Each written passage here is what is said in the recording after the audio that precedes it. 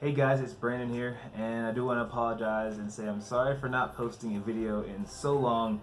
It's definitely been well over a year, and I am so far behind. I had like a whole bunch of videos lined up, but just never edited them. Life got in the way, things happened. But I did record a conversation myself and a woman by the name of Stephanie had. She is an amazing woman. The conversation actually switched over to us talking about marriage, and I thought I'd just record some of it, um, just so I can play it back and kind of hear what you guys say. If you guys agree with her, definitely comment on certain things that she might have said, or even some things that she might have missed. It'd be great to have some dialogue when it comes to marriage and relationships. It's definitely a fun topic of mine. We do want to get back eventually to doing the travel videos and going to different places. But for right now, I did want to share this. This is something that I definitely feel passionate about when it comes to life in general. There's just successful marriages and things you can do. So without any further ado, I'm going to play the video. So my wife and I have been married for only about 2 years, and we've been on this kick where we're asking people who've been married, are married, or what have you. But first of all, how long were you married for, if you don't mind me asking? I was married for 10 years. 10 years? Oh, okay. So I mean, I'm still sure you've learned a whole bunch of things. And my brother, Absolutely. my oldest brother, he actually got divorced, and he gave me some real good advice. At first, I didn't. I was kind of biased at first. I was like, man, people who are divorced can't give good advice. But really, he's given me the best advice. And I've asked probably over 100 couples this question. So I'm just kind of eager to hear what you're going to say on this. But what would be your 4 pieces of advice to keep a marriage flourishing? This is something that we've been wanting to do for a while, and kind of ask more couples. We've been kind of slacking on it, but we've been asking a ton of couples this question, and even divorced individuals this question. But in your own experience, what would you say is your 4 pieces of advice to keep a marriage flourishing? Okay, so absolutely number one, you have to communicate. And you have to communicate in a way that is both safe for you to express yourself, um, and you have to express yourself in a calm way because nobody's going to listen to you when you're yelling. You Okay. yell at me, conversation over. Um, what you're going to see is the back of my head with a little bit of an attitude flying up in the air, if you get what I'm saying. Um, so communication.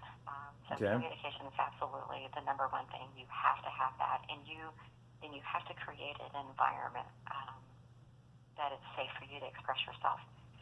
And when you communicate, it is not. It is with the understanding that that person is listening to understand, not listening to respond. There's Okay. a huge difference. So while that you may be doing something that you feel like is completely harmless, but your wife comes to you and says, that really hurt my feelings when you did that, take it from the perspective, how sensitive is she? Is she kind of, for me, I'm overly sensitive. Okay. You would never know it from how I kind of engage with people. You wouldn't really know that. But I am. I remember a time that when I was seeing my current boyfriend, like when we first started dating, and it was serious, and we had known each other for a very long time. I would say we've known each other about 15 years, but we've only been dating for about 8. Um, so I remember him making a comment about, I don't even remember what it was, but he was saying something about him and I being friends. That absolutely devastated me. Because it's like, I thought we were something much more than that. You tell me one thing in my ear, and then you haul off and you say that we're friends. Mm. Some people, that they feel like that's overthinking. Not really overthinking. It's, you have to manage your words. You have to manage your words because your words are the most hurtful thing. And words are literally the most hurtful thing ever. That's why I stopped saying that whole words may never hurt me. I stopped saying that like years ago. Yeah. It doesn't make sense. And communication is that, first of all, I never, ever, ever, it doesn't matter if I was married or with the guy I'm with now, we never ever argue. And I wouldn't say argue, or more or less disagreement. You know, we do the battle of the wits. You know, he says something or he does something, and and I don't like it. I express it, but we never do that in the bedroom. The bedroom is supposed to be a place of serenity and calm, and a place of marriage.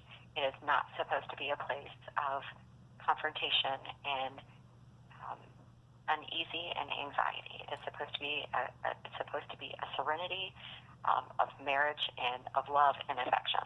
I have never thought that before. Like, I've heard of, Yeah. Of course, the Bible talks about the marriage bed, but I've never thought of it in the sense of don't even bring your arguments to the marriage bed. Like that, that's interesting. I've never heard that before. Yeah. If there is a discussion, we either do it on the couch or we do it at the kitchen table. The kitchen table, that's where you discuss most things. Do you and your wife have kids? Oh, no, not yet. Okay, so here's the important thing. I understand that children are important, and this was part of my problem in my marriage. And I'm not going to get all biblical on you, but essentially, in the Bible, it is a pyramid.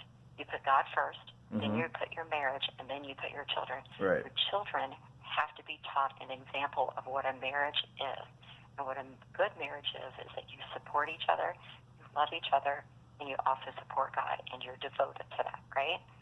So you tending to your child's every little whim and making them come before your marriage, no. And I learned that lesson the hard way.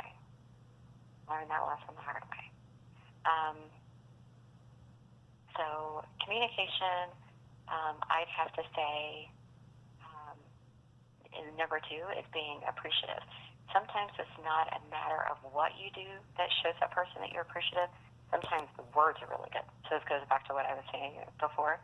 Your words are so powerful. You come home and you know that you've been a grump all month long, and she's been taking it and taking it and taking it. It's nice to know that person is like, okay, I know that I've been a grump. You can even say, you know what, there's something I want to talk to you about. I know I've been unreasonable. I know I've been a grump. You know that things are going on. And me coming home to a clean house, me coming home to dinner on the table, me coming home and not having to be bothered with the daily routine of what transpires in a marriage or in a relationship. I really appreciate all the things that you do. You do a lot. I actually, now my boyfriend and I, even though we've been together for 8 years, we don't live together. I have actually taken my lipstick and I actually wrote it on his mirror about things that he does. So, when he's getting dressed in the morning, he's putting on his clothes, he's fixing his tie. That's one of the things that he sees. He sees of all the things that I've written down why I appreciate him. That's cool. Like sometimes if I stay the night or whatever, I'll get up, I'll make his lunch, and sometimes I'll write a note in his lunch. I'll say something like, it was really nice having a quiet evening with you last night, and for us to have some us time. Love you, and I'll put it in his lunch. But he does that for me too. Like sometimes, there was times that I worked fairly close to home at one point. I don't now, but at one point I did. He actually got off of work early. He came by, left a note on my car, and told me, I don't know when that he did it. I don't know if he did it at lunch or if he did it, but he left a note on my car, and of course I'm not going to tell you what it said because that's between me. He and I, it was understandable. It was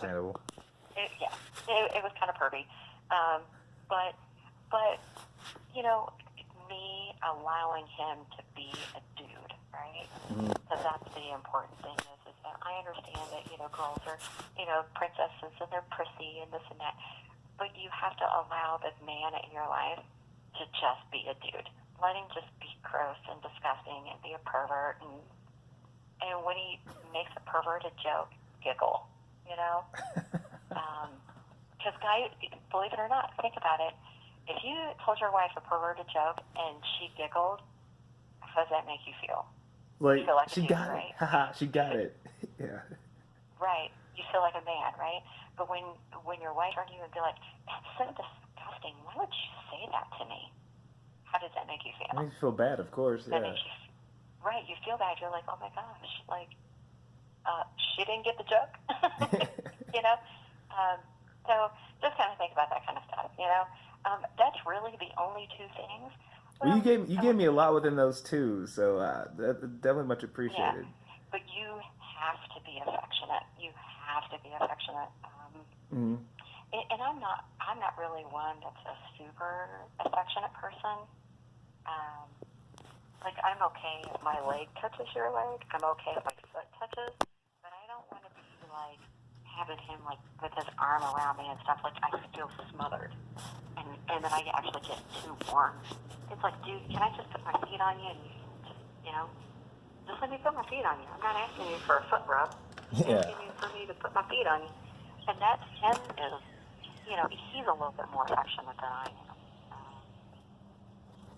But my main thing is that like when my feet get cold, like I'll dig my feet in. Like he'll sit on the couch with me, and I'll turn around and I'll put my back on the arm of the couch, but I'll dig my feet in between his butt and the couch. Okay.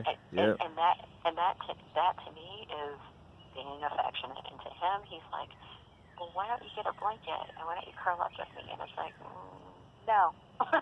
That's gonna produce sweat. You don't like that.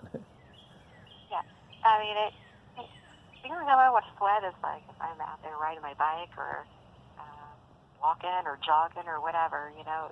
And not if I'm just sitting here on the couch and not doing anything. Gross. Ew. So, but yeah. So I mean, there is a lot to it. There's a lot to it, to be honest. And you have to realize that sometimes it's okay to, even though that you may feel that you're right, if you look at that person and say, "You're right. I shouldn't have done that. I'm sorry." You know, sometimes that's better than just keeping the argument going. Just to try to win. I gotcha. Yeah, who cares who wins? You know, because the thing of it is that at that point, if you're trying to win the argument, then is it really a marriage? Because marriage is supposed to be a team.